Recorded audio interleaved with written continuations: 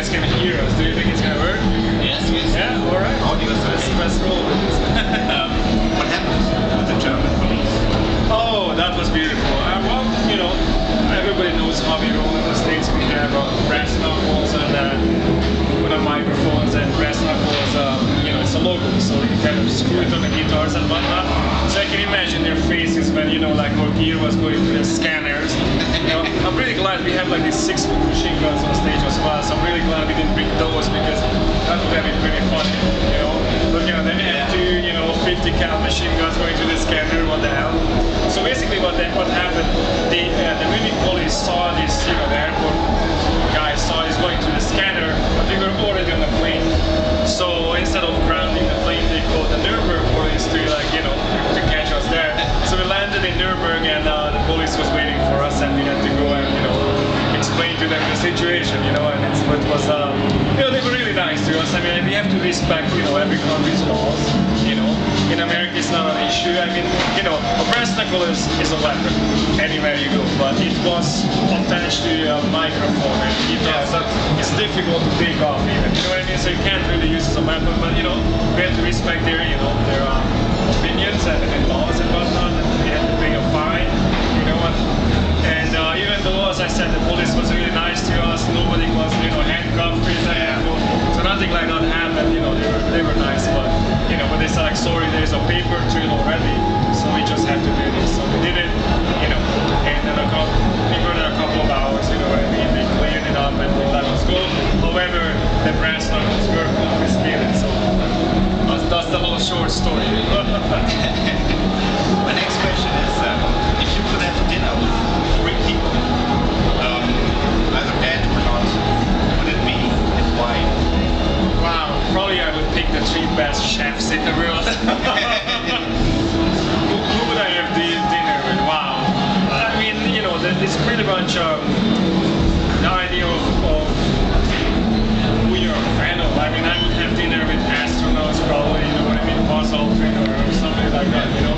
Let's talk about how was it, you know, on the moon or whatever, you know, stuff like that. Or Miyamoto Musashi, right? So one of the most famous samurais of Japan. You know, or some character like that. Maybe Carlos Castaneda, you know, one of my favorite writers, you know, something like that.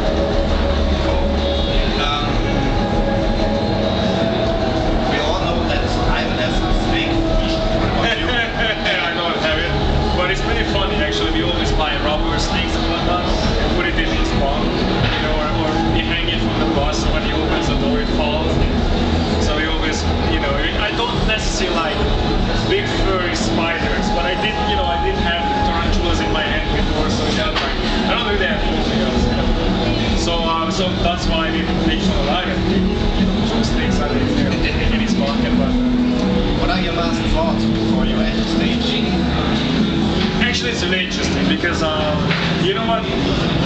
A lot of people, you know, people talk about it like people have stage frights or whatnot. It's really I never had that, you know. And I can talk for the rest of my band that I don't know. I mean, we do this for a long time, you know, and I never had that. Like I started playing actual concert shows full of people when I was still in high school, you know. And since that, I'm doing this. That's been a kind of long time ago, you know. And I never have any of that. It's pretty much like let's crush this, you know what I mean? It's pretty much the idea of like just let's go out there and crush it, you know. Let's start a riot. Let's do this shit, you know. So pretty much like that, you know. It's if it's a festival like this, probably like okay, I hope it's gonna sound what I wanted, because you know a festival like this you don't have sound check, you don't have anything. So it's a guesswork. Like I trust my guitar tech that he set up the gear and I'm gonna sound okay, but you don't know what's gonna be the monitors. You have no idea until you're on stage and you have to manage it. You know, that's what makes I think you know that's the difference between people who have the experience, pros, and you know people who are not. That no matter what's going on, they have to play the show. And it happens sometimes that my monitor is completely cracked, so I just sign the guys and just cut it. I don't even care about it because it's unusable. So in circumstances like that, you just have to do that anyway.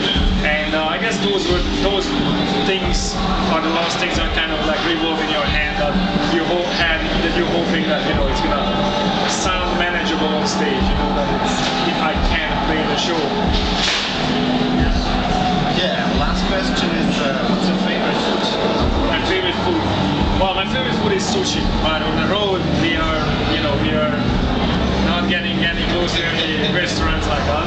I mean, we play a show here or the States. It's pretty much you get out of the venue around midnight, 2 o'clock in the morning. So you end up going to McDonald's or one of these fast food, Burger King or whatever. You kind of find. But if I can choose my food, it would be Japanese food.